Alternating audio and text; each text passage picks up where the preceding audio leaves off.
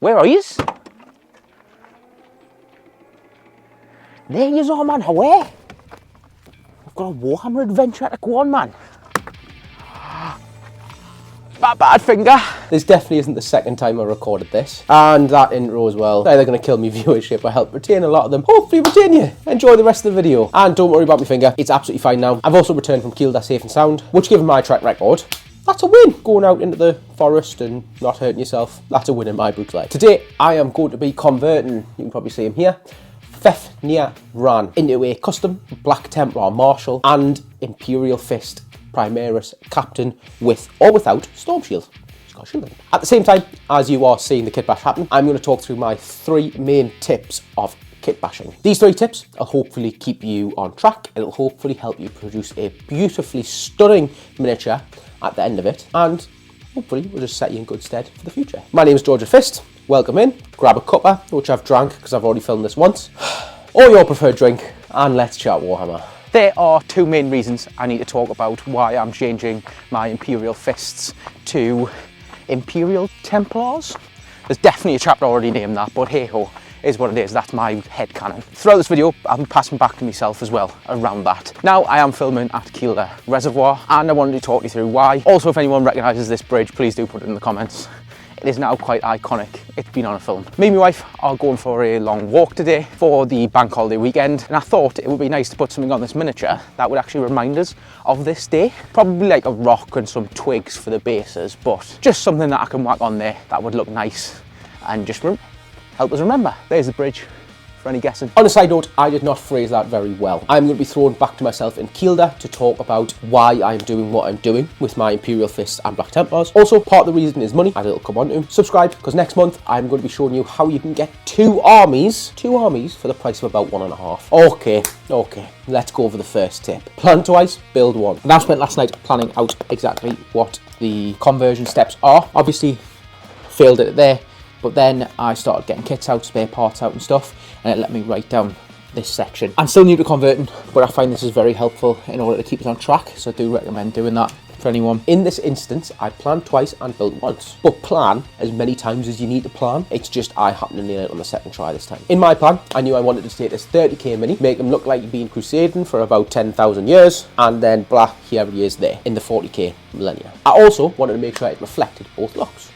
The 30k and 40k look. I spent a little time planning, then I went over the plan and I realised there was a way better order to do things. The order I ended up doing things ended up making my life so much easier, and hopefully it can make yours as well. The other nice thing about planning, and planning multiple times if you need to, is realising what products you need. So I realised that to do this kit bash I was going to need green stuff, which I didn't have. I was going to need sprue goo, which look I did have, and having a look, I didn't have a fresh scalpel, and I knew I was going to be doing quite a lot of battle damage to this, so I needed one of them. This let me go out, come back, sit down, and in one sitting I managed to do the prepping in the model, I managed to do the building, and I managed to do weathering without having to pause, either wait a day or 2 and go buy more things, or pause and just not getting it done because I put it in a bits box and then that's it. It ends up being paused and not waiting. But it sounds so obvious in this hobby, saying just to plan. In this hobby, most people are creatives. Being creative, let's see if I can nail this first time, comes with spontaneity.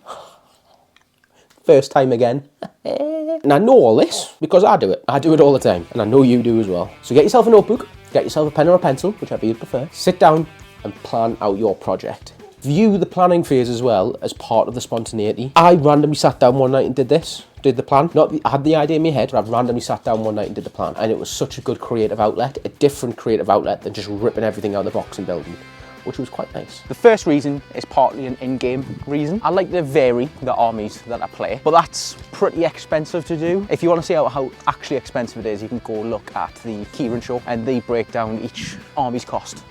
Terrifying. Mind that is if you buy new. Personally, I buy a lot of it new, but I don't buy all of it new. With that, I wanted to utilise the troops in my current army, and Black Templar and Imperial Fists kind of perfect for that. Black Templars, obviously an Imperial Fist successor chapter, and I paint my Imperial Fist with a ton of black on them anyways. So if I step that up and have the characters from both armies, pretty much got a paint scheme on 2 armies. Now, I know Black Templar have a lot of unique characters and troops and units, but they also utilise a lot of the units that I've already painted. So it's a win-win. I get to paint new cool shit, and I get to use the old cool shit I've already painted. Okay, this one sort of fits into planning, the second tip, but it's also sort of different because you could do it before planning. In between my first and second plan, I went and checked my bits box, also my pile of shame. Individually, going through those bits and going through my pile of shame gave me a bunch of inspiration. Not that I necessarily put onto the model, I did put a lot of them onto the model, but also inspiration around other bits and pieces as well that I knew, oh, actually, that probably wouldn't work on this model, but it might on another one. As mentioned, my aim is to take this 30k model and make them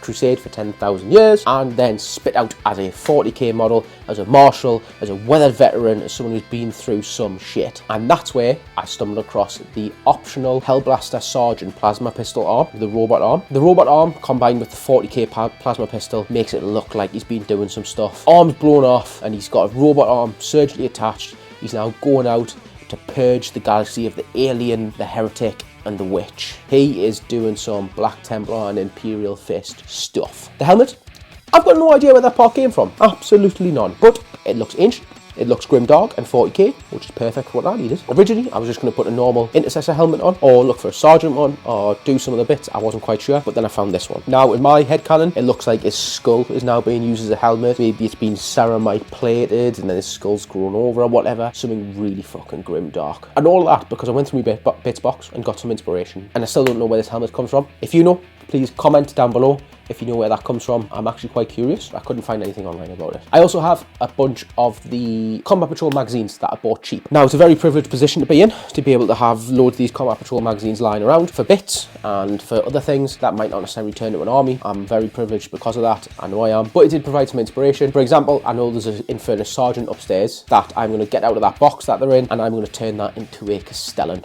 for my Black Templars / Imperial Fists. Imperial Fist, they'll be a lieutenant. And that is a unique pose, so I'll have a unique model and a unique kit bash as well. At the time, they didn't inspire us, but I still went and had a look through the pile of shame, and I didn't end up pulling anything out, but there is inspiration there, there's parts there. Most kits now come with options, so if you go, I want that one on that sergeant, well, actually I can pull out his alternative option and I can attach that instead. So whenever you're kit bashing, one of the first things, get an idea in your head, go through your bit box, go through your pile of shame, have a look at the parts you already have in stock before you go buy anything else or anything new. Pick the bits you love, see if you can get them on there. If you can't, they might be perfect for a future one. Just feel inspired. Second is the fucking cool lore I've made in my head. Bit like this view. That's all of Keel the Water.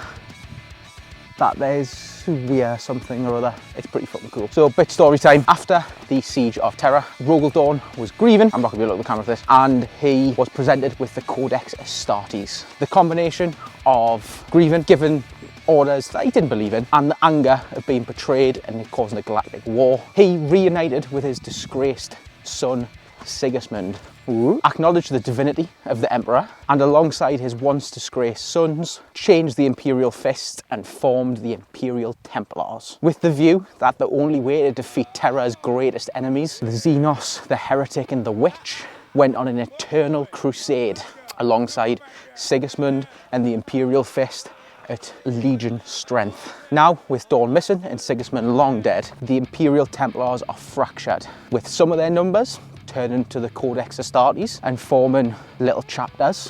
One of those chapters returning to Terra to stand on the walls and following the Codex Astartes to the letter, and others following their new religious type structure, crusading with such fervour that they hope to bring back Rogaldorn from being missing and finally help them purge the galaxy of the Heretic, the Xenos, and the Witch. I hope you've enjoyed that little bit of lore while I'm almost falling on my tits. This bit of advice as well applies more to what I am doing with my kit bash, but it might be for you as well. So my third bit of advice is all around looking at the model you are trying to proxy. Now, for those who don't know, I'm building a proxy, which means I am making my model look like a different model, so that if I go to tournaments and stuff, people can't complain. People will know that is a marshal, that is a lieutenant, etc. Now, I play in local tournaments. I'm planning on eventually doing a UK ITC when I have the time, and I need to, because of that, constantly refer back to the original model when I'm doing this conversion in kit bash. So here's the things I sort of considered when I'm doing like a kit bash like this and making proxies. The first thing is base size. Although obviously we have these beautiful models on top, a lot of the way the game is balanced is on base size. You will notice epic heroes on a certain size, heroes on a certain size, sergeants and captains and lieutenants are on a certain size. Everything's based on base size for power level, so it's important to remember. Now, Fefnir Rann comes with a 35mm base, but I needed him on a 42mm base. I think those are the correct numbers in order to be a successful proxy for a captain and for a marshal. And it means people can't complain when it's up there.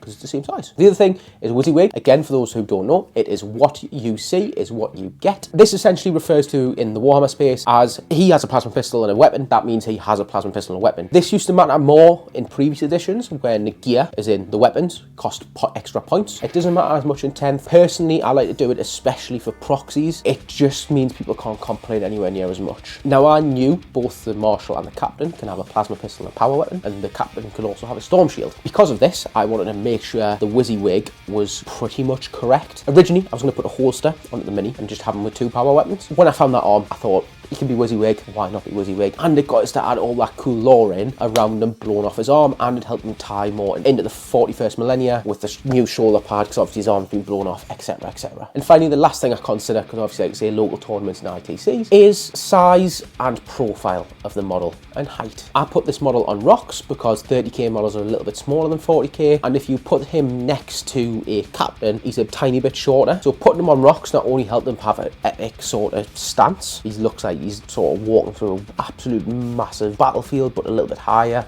giving him a bit of epicness. It also meant it raised him to the correct height. Profile wise, the arms sticking out either side, even though he's a little bit smaller than 40k models, giving the same sort of profile hanging off the bases and stuff. So I was receiving no competitive advantage with this model. So it's always important as well to make sure you're looking at the similar profile, size, height, whatever it is when you're coming up to your kitbashing and converting, especially if you're proxying. So refer back to that older model. Similar, they all have capes. Instead, he's got a shield, but it sort of comes out either side the miniature. Again, can't be claimed that I'm modelling for advantage. That's hanging off the base. Thinking about all these things combined has left me with a model that not only looks good, but is also sort of tournament legal. But that might not be your goal, and that's absolutely fine if you just play with your friends and they let you have anything, represent anything. Have fun with it. It's your hobby. Enjoy. Brought up my arse, got the rocks, my wife picked them, picked the how they're going to go on the base, because I brought the base along as well. Dogs are in the car, sweating. We've walked the geese far. Couldn't be asked to plug the microphone back to me. So those 3 tips have led me to having a gorgeous model, and they are things I keep in mind every single time I do a kit bash and or a conversion, or